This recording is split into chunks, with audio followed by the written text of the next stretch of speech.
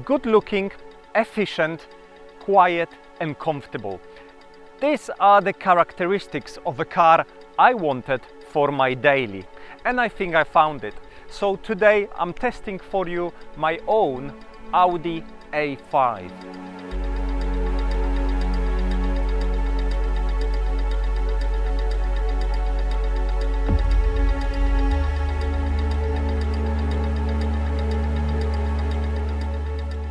Hello, it's Marek, welcome to MDrives and welcome to another video. And as I just said, today I'm showing you around and I'm giving you a full review of my Audi A5. Yes, it's a 2-liter diesel, so it's not very exciting, but that is not the point with this car.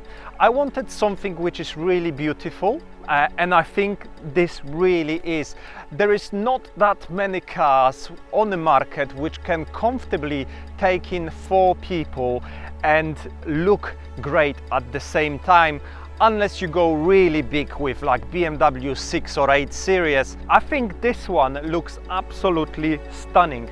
The line of this car, it's an absolute perfection when it comes to 4-door car. This one also comes in quite interesting color, at least to me, because it's not a very popular grey. It's called Manhattan grey and it's not that common. So I quite like it when I saw it for the first time. And it also comes with these beautiful wheels, 19-inch wheels with 255 tires. And yes, that kills efficiency slightly, but they do look very nice. I think regardless, if you look at this car from the front or from the back, it just looks great. It looks so aggressive. It has such a beautiful line. I think it's really unique. Audi really nailed these models. I think it's a good time to jump in so I can tell you a bit more about how this car behaves on the road. And I'm freezing, by the way.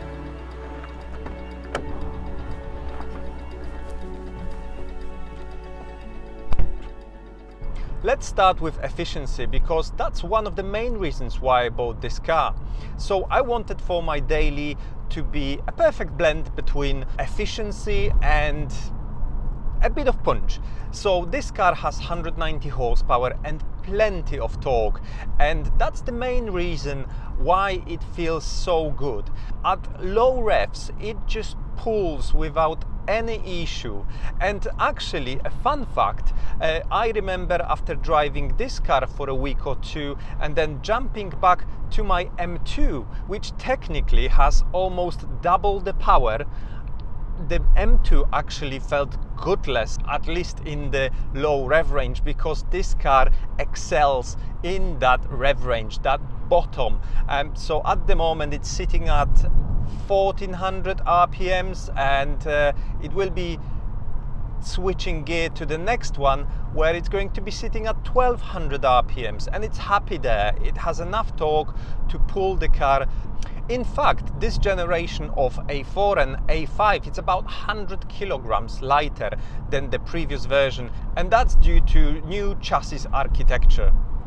In town, it can easily do 35-40 miles to the gallon.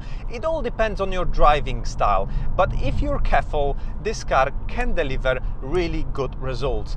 Unfortunately, it's on 19-inch wheels, and yes, don't get me wrong, they look beautiful. However, unfortunately, they do limit the range of this vehicle because, well, the tires are 255s front and rear. So as you can imagine, this is a bit of a struggle for a car to keep that momentum on those tires.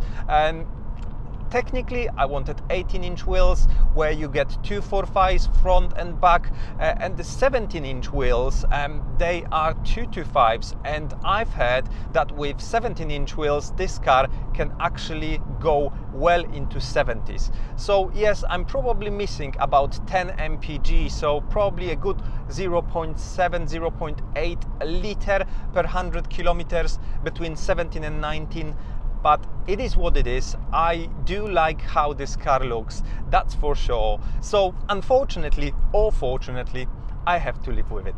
And when it comes to range, despite having slightly small for this type of a car tank of 54 liters, the car actually can reach 700 miles on a tank, which is mind-blowing, honestly. So easily, with smaller wheels, I probably would do about 750, if not more. But the main highlight of this car, to me, it's comfort. I wanted my daily to be really comfortable, and this car excels in that. Honestly, it's an S-Line variant, and still, despite that lower suspension compared to the normal non-S version, this car still delivers really nice ride, and it's so quiet, I would say, inside. So this car, I think, as an option, has a double glazed front windscreen, which does make a difference. Audi did excellent job on making sure that majority of the external noises are not coming into the cabin. Suspension is well soundproof. You don't get much of an engine noise, especially in this diesel. You can hear it sometimes when it's on the higher revs, but when you're cruising on the motorway or on the B roads, you can't hear the engine at all. If you found your next dream car and you're looking for ways to finance it, check Connect Asset Finance, our new channel partner. Click in the link in the video description and get your quote today. Now, back to the video. As this is a liftback, because you can open the whole rear of the car, you can actually load quite big stuff in there when you drop the seats down. I guess the only problem is that it kind of scoops at the back, so you won't put anything bulky like a fridge, for example, if you wish to carry one in your car, because that part of it's quite low, so it's not that much bigger than a typical sedan, but the loading, it's so much easier.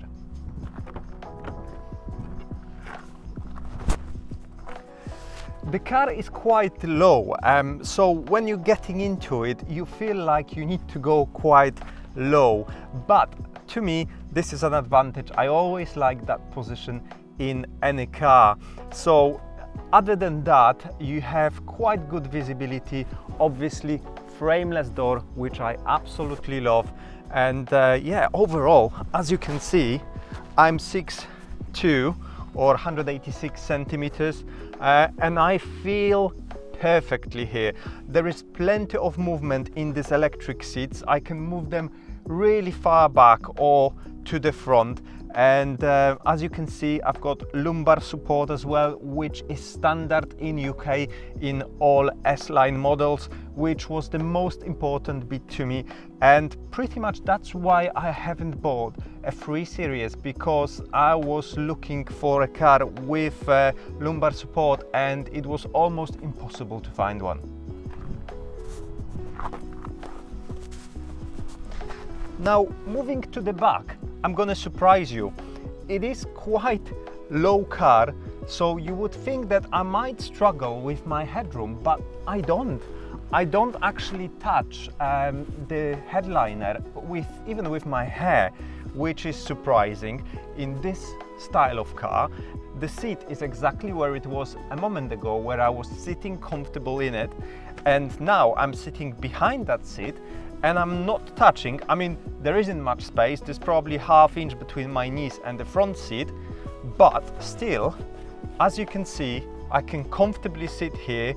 Yes, it doesn't feel great because that seat is quite close to me. I could go for a very long drive in this car and I would feel comfortable.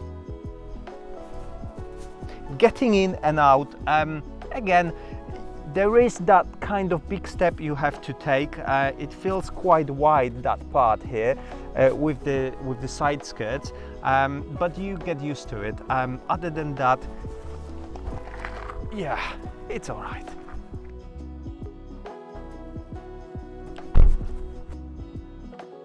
Apple CarPlay is a standard in this car, so this car is equipped in a smaller screen. The bigger screen is just slightly wider, and to be honest, that's not something which was a deal breaker to me. I don't really care.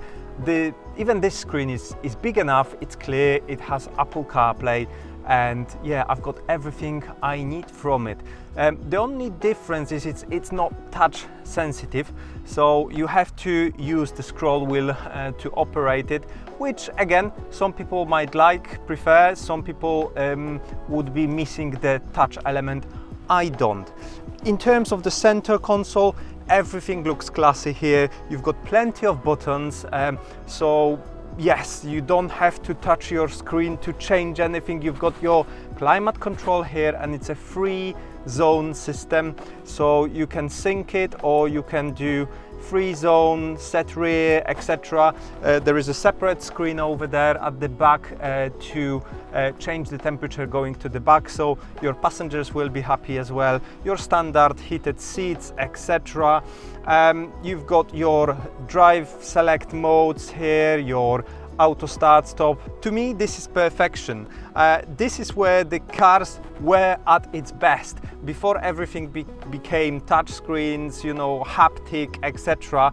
No, I like buttons. I like where they are. I like to learn them and then be able to change things without looking at them. Well, this car is set up in 17 speakers. It has the Bang & Olufsen sound, so this was an upgrade, obviously. I would say it's not as good as the old one. I had A4 B8. I preferred the sounding of the old system. Unfortunately, this is a thing where Audi started cutting costs, because in the old car, the speakers were made by B&O. In this car, if you actually take the speakers out, they are made by Audi. So it is a bit of a cheat, I think, from Audi, but it is what it is. In terms of other bits, I think everything feels quality, everything is where you would expect it to be. To me, this cabin, it's perfection. But let's talk about handling of this car. And it's funny because I actually never tested this car on a bendy road, but it actually works quite well. I'm going to switch to sport. I'm going to change drive select to dynamic, and now I'm gonna try to drive this car a bit faster. Not something I've done before, because this is not why I bought this car, but let's try it. So when you get to the higher revs, above 3000, it doesn't feel very punchy as it feels down at the bottom of the rev range. So there's no really point to go that high, even if you want to drive a bit faster. This car really feels well at around 2000 to 3000 RPMs. But yeah, let's have a bit of fun, use paddles and see how this car handles. And to be honest, it handles really well. You get a bit of body roll. There isn't a huge amount of feel coming through the steering wheel, because this car isn't a sport car, and the fact that it dampens all of those noises from the suspension means that there is a lot of rubber in there. But still, it feels, for what it is, it feels actually great to drive faster on road like this. And look, these turns are quite challenging for the cars, and this car feels fine. And I think this is partially to the tires. So 19-inch wheels, very wide tires, and that's what makes this car feel so confident on the road. You don't feel like you're gonna lose any grip, and that's purely because this car comes with such a wide tires, almost like my M2. So if you would buy this car with this stronger 2-liter petrol engine, which has 258 horsepower, exactly the engine I tested in my mate's car, in his A5 Coupe, I mean, this would be an absolute bullet, and still it would retain quite good MPG, so that might be a good option for people who just can't stomach diesels these days. So we know it drives well. Again, it just feels slightly floaty in terms of suspension in the corners, but it gives you a confidence that it will stay in your lane, and I think that is really important. Right, so we're on an empty stretch of the road, so I'm going to stop and see how this car actually accelerates from 0. I'm not going to do any launches, I'm just going to floor it from standing. 1, 2, 3. A bit of a wheel spin, it's not a quattro. This 7 seconds to 60, it's really enough. Honestly, as a daily, what a perfect car. I'm going to switch it back to normal mode because there's no point to drive it like a maniac. So we go to comfort, and I'm going to continue to talk about how comfortable it is. So not just front seat, but also back seats are so comfortable. When my family jumped into this car for the first time, the first comment from my son was, "This is the car I could go to Europe in." Yes, it's the position. Because this car is lower, you actually sit quite backwards, so you fall into the seat and you feel very nice in it. It's a very comfortable position. So I think we arrived at the conclusion, and my conclusion is this is a perfect car to me, a perfect daily. So you've got style, definitely. I absolutely love how it looks. For the 4-door car, it looks absolutely stunning. Then you've got the engine. Yes, it's not the most powerful thing, and it's a diesel, 190 horsepower, plenty of torque, and I think it suits this car really well. I definitely don't need anything else, and it delivers pretty good economy, and I think that's what I really wanted.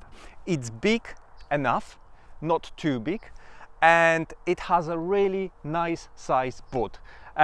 It takes 4 people on board in perfect comfort, even as big as me, and that is the most important bit. I can take my family, go abroad, and nobody will be complaining that they are uncomfortable and we should be in a different car. So to me, this is a perfect vehicle for daily driving, and that's why this is my vehicle. I hope you enjoyed this review.